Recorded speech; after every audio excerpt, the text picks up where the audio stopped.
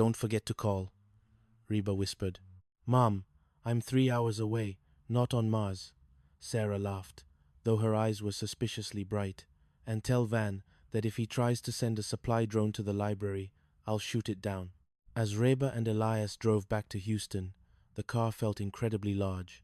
It's quiet, Reba said, staring at the dashboard. It is, Elias agreed. But quiet doesn't mean empty. It just means we can finally hear ourselves think. Chapter 19. The Global Gala. While the house was quiet, the business was anything but. The tactical brand had become a cultural phenomenon. To celebrate the 10th anniversary of the command center, Van had organized a global gala in downtown Houston. It was a black tie affair, but with a Hart family twist. The centerpieces were miniature Kevlar-wrapped vases, and the cocktails were served in tactical flasks. Kira, who had just returned from a European tour, was the guest of honor. So, Mom, Kira said, leaning against the bar, I hear you and Elias are actually going on a honeymoon, somewhere without Wi-Fi? That's the plan, Reba said, looking over at Elias, who was currently explaining the structural integrity of a porch to a high-ranking senator. 10 days in the mountains. No phones. No diapers. No van. Good luck with the last part, Kira laughed. I saw him checking the GPS coordinates of your cabin earlier. He thinks he's protecting the asset. The highlight of the night was the unveiling of the Hart Legacy Foundation, a non-profit dedicated to supporting single parents in the Houston area. This isn't about Beam or Oscar trophies, Reba told the crowd, her voice carrying that same gritty warmth that had won over the world. It's about making sure that when the storm hits, and it will hit, no parent has to weather it alone. As the applause erupted, Reba saw Brock in the back of the room. He didn't come forward. He just raised a glass to her and nodded. It was the first time they had shared a moment of genuine, uncomplicated respect. Chapter 20. The Forever Storm. 10 years after the first documentary crew had walked into her kitchen, Reba Hart sat on her porch once again. The Houston heat was still there, but she didn't mind it as much. The humidity felt like a familiar embrace. Elias was inside, finishing a hand-carved rocking chair for their first grandchild, Van's son, Montgomery Jr., or Little Monty, as they called him. Monty was currently in the backyard, wearing a tiny camouflage diaper and trying to interrogate a grasshopper. Target identified, Van yelled from the patio. Initiate the tickle maneuver, Monty, Reba laughed, the sound mingling with the cicadas. She realized that the smooth sailing she had wanted so long ago was a myth. Life wasn't a destination where the water stayed still. It was a journey of waves, some small, some large enough to capsize you if you weren't careful. But she wasn't the same woman who had stared at that half-empty cereal box. She was a woman who had learned that strength isn't about being unbreakable, it's about knowing how to mend. Sarah was an attorney now, fighting for the underdogs. Kira was still making music that shook the world. And Reba was exactly where she was meant to be. The sun began to set, painting Vesper Avenue in shades of purple and gold. Reba, Elias called from the door. Dinner's on the table. Brisket's perfect. I'm coming, Elias, she called back. She took one last look at the street. A new family was moving into the Jablonski house across the way. They looked young, tired, and a little overwhelmed. Reba made a mental note to bring them a plate of brisket and a pack of tactical diapers tomorrow.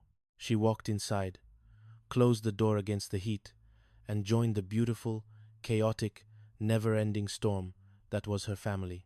For Reba Hart, the sailing wasn't smooth. It was better. It was real. Chapter 21. The New Jablonskis. The next morning, Reba woke up before the Texas sun had a chance to start baking the pavement. She stood in the kitchen, packing a heavy-duty cooler, brisket, potato salad, and a welcome to the neighborhood starter pack that included a 6-pack of beer and a sample of Van's latest tactical toddler training manual. You're really going over there? Elias asked, leaning against the counter in his flannel pajama pants. They look like they haven't slept since the mid-90s, Elias. I know that look. That look needs meat and a reminder that someone nearby knows how to use a hammer. As she crossed the street, The new Jablonskis, a young couple named Leo and Sam, were struggling with a sofa that was clearly winning the battle against the front door. Need a hand? Or are you just performing a public service announcement on why people shouldn't buy sectional furniture? Leo, sweat dripping from his nose, looked up. The house isn't shrinking. You just don't have enough leverage, Reba said, setting the cooler down. Elias, get over here. We have a breach in progress. Within an hour, the sofa was in the living room, the brisket was being devoured, and Reba was sitting on their half-unpacked porch, listening to their story. They were both teachers, and they had a 6-month-old who had decided that the move was the perfect time to start teething. It's a lot, Sam said, looking at the boxes. We thought we were ready. Nobody's ready, Reba said, patting her hand. But you're on Vesper Avenue now. We don't do quiet here, but we do together. If you hear a drum solo at midnight, that's my daughter Kira. If a drone drops a diaper on your roof, that's my son-in-law Van.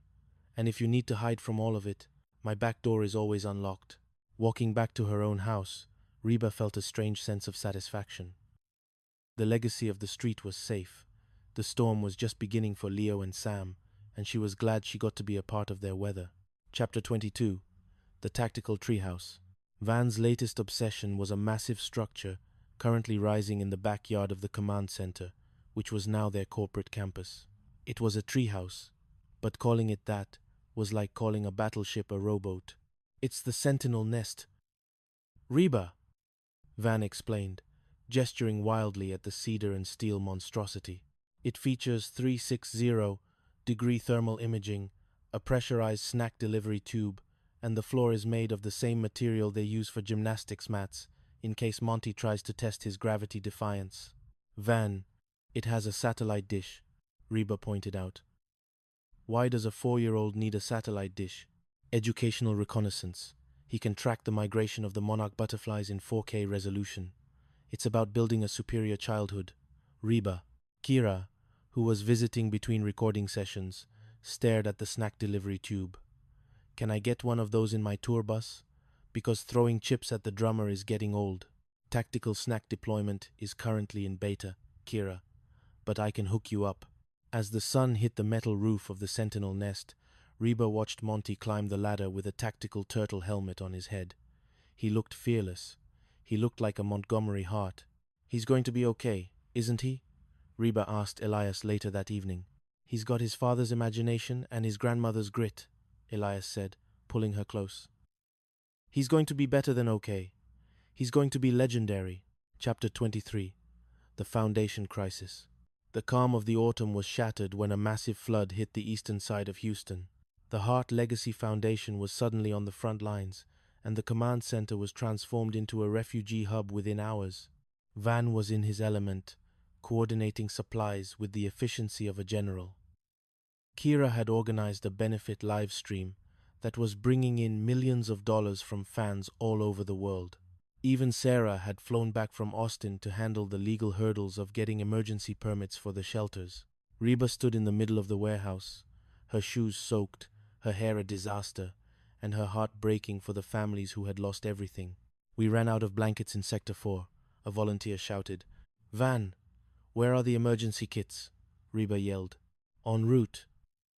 I've authorized the use of the tactical delivery drones for the hard-to-reach areas.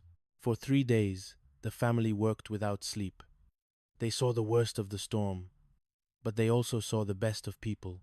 They saw neighbors helping neighbors, and they saw the tactical brand become a symbol of hope rather than just a joke about diapers.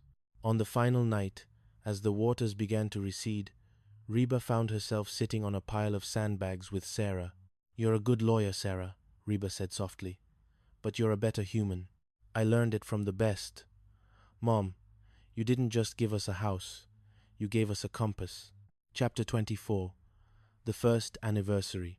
A year after the wedding, Vesper Avenue was finally, truly quiet for a night. Elias had managed to convince the family to stay away for exactly 24 hours.